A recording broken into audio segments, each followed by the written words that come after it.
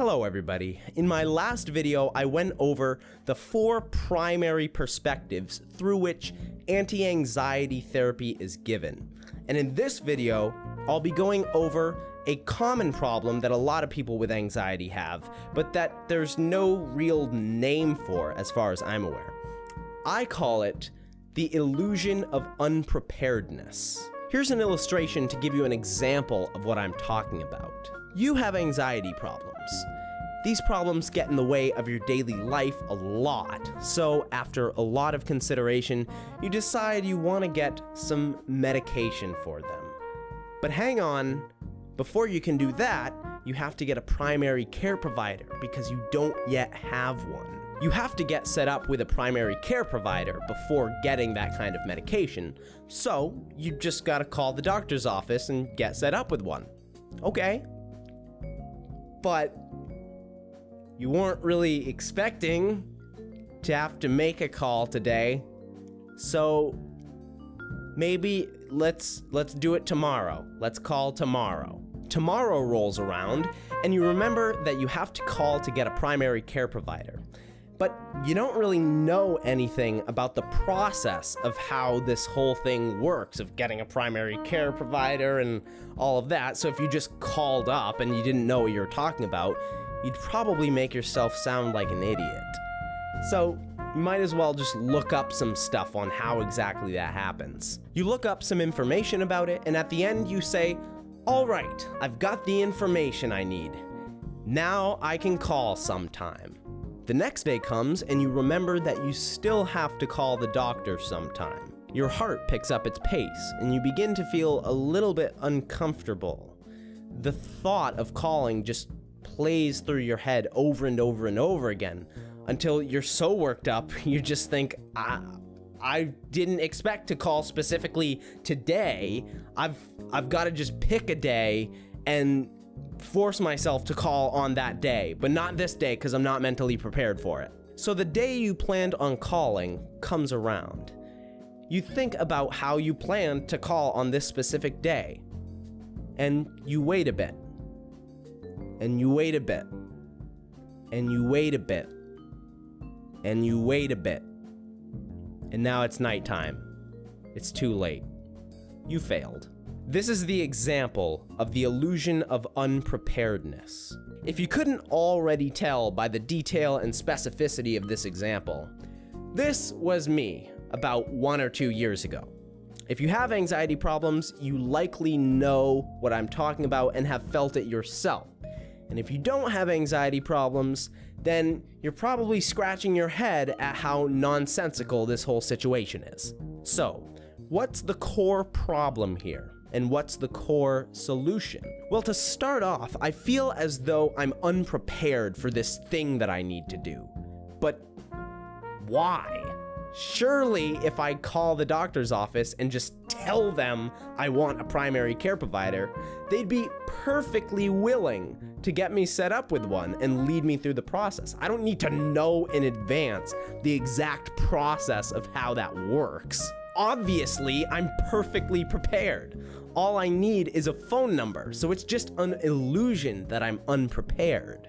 And now you're thinking, that's why it's called the illusion of unpreparedness, because you think you're unprepared when really you're perfectly prepared. But hold on now, we're not done. There's still another crucial aspect to this. The first part of this illusion is that my idea of what it takes to be prepared in this situation is completely wrong. I feel like you have to know exactly how the process works before you call up. But hang on a second. Do I really think that? I mean, do I really think that?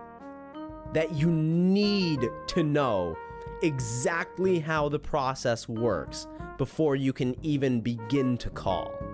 I think I know perfectly well that if I call, then eventually things will get sorted out and I'll be on my way to getting a primary care provider.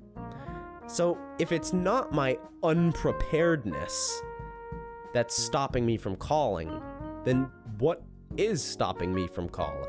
If it wasn't already apparent, it's the anxiety that I'm experiencing. This is evidenced by the fact that I'm concerned with looking like an idiot, and also the fact that when I even think about it, my heart starts pumping and I start feeling uncomfortable. But the most obvious indicator that it's not the unpreparedness that's stopping me from calling is the fact that even after I do everything that I say I need to do to be prepared, I still don't call. This shows that my reasoning of, oh, I just need to be prepared is flawed, because even when I am prepared, my anxiety stops me from calling. So the illusion of unpreparedness isn't so much that you feel unprepared when really you are prepared. Rather, it's that you think the reason for why you're not doing something is because you feel unprepared, when in reality, the reason you're not doing something ultimately stems from your anxiety. And because you don't take into account that it's your anxiety that's causing you not to do this thing, you never actually deal with the underlying problem. You stagnate in the same situation on, and nothing ever gets done. So, how do you combat this problem? Well, obviously, the first step in solving a problem is recognizing exactly what your problem is.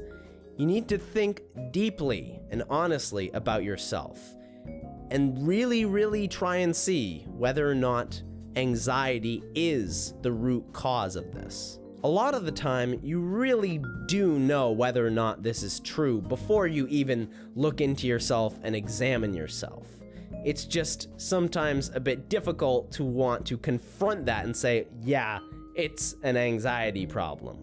But if you are in some sense unsure about whether or not you're falling prey to this illusion, there's one nearly perfect way that can tell you whether or not anxiety is the root of your non-action. Reflect on whether or not you have an immediate resistance and hesitation to even think about the thing that you're not doing. If you want to deal with that thing as little as humanly possible because it makes you so uncomfortable, you've pretty much already revealed to yourself that it's anxiety that's underlying your non-action. But this revelation isn't a bad one. It's the necessary first step in actually solving your problem. You've eliminated the scapegoat of just feeling unprepared as the reason you're not doing this thing, and you can actually start to get at the core of what's causing this problem. So, that is the end of this video. I hope that I've explained this illusion of unpreparedness in a way that makes sense, and that if you're going through something similar to what I went through, the info in this video can help you. If you like the video, then without a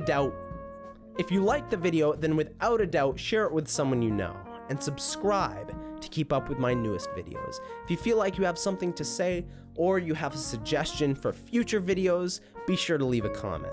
In my next mental health video, I'll be going over the difference between thinking that something is true and feeling that something is true, and how that relates to anxiety. So thank you very much for watching, and I'll see you then.